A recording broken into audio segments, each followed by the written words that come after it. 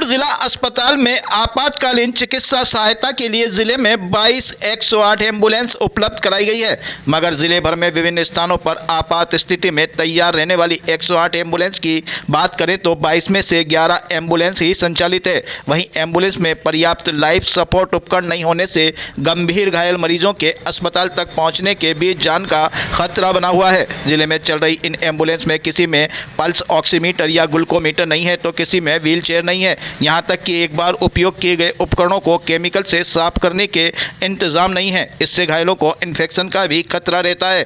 सरकार ने हादसों में होने वाले घायलों के त्वरित इलाज के लिए 7 साल पहले 108 एम्बुलेंस की सुविधा शुरू की थी। कुछ समय तक तो इनमें पर्याप्त संसाधन रहे, लेकिन धीरे धीरे करके ये समाप्त हो गए।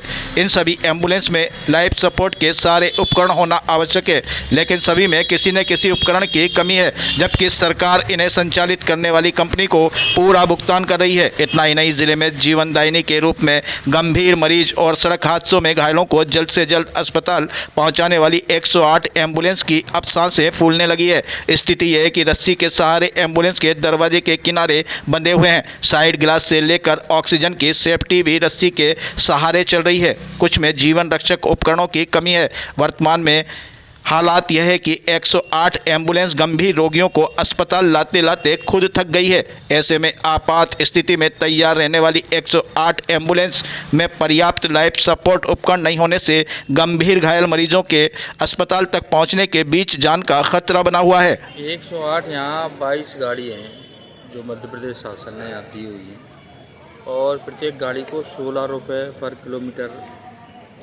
के हिसाब से पैसे भी वो प्रोवाइड कराते हैं।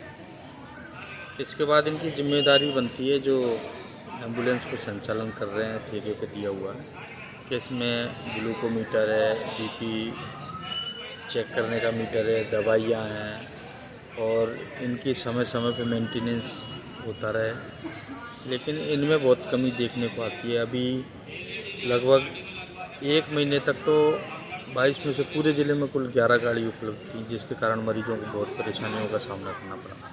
कई बार टायर पंचर हो जाते हैं समय पे, अगर टायर नहीं बदले तो इसके कारण क्या है तो मरीजों की जान को खतरा उत्पन्न हो जाता है। तो ये स्वास्थ्य सुविधाएं बहुत ही ज़रूरी और आवश्यक हैं। इस पर तो विशेष करके ध्यान देना ही चाहिए, जिससे कि आने वाले समय में किसी मरीज के साथ ऐसी घटनाओं को घटने से रोका जा सके समय पे लोगों को सुविधा के लिए, क्योंकि गंभीर मरीजों को यहाँ से रेफर करना पड़ता है बड़ी संख्या में।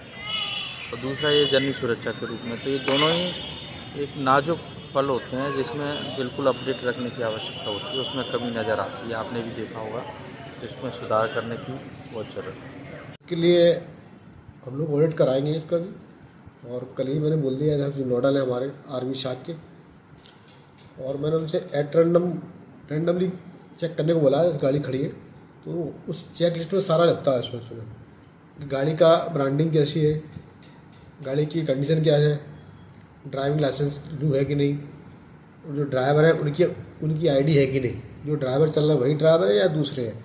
उसके बाद इंस्ट्रूमेंट ऑक्सीजन की क्या कंडीशन है, इंस्ट्रूमेंट कौन से, दवाओं की कंडीशन, वो चेक लिस्ट पूरी होती है। तो वो ऑडिट हम करा रहे हैं। तो मैंने बोल दिया कल से रैंडमली चालू कराए, तो हम सबका करा के 2-4 दिन में सब करा के उसके जो होगा उसके नोट्स भेज देंगे।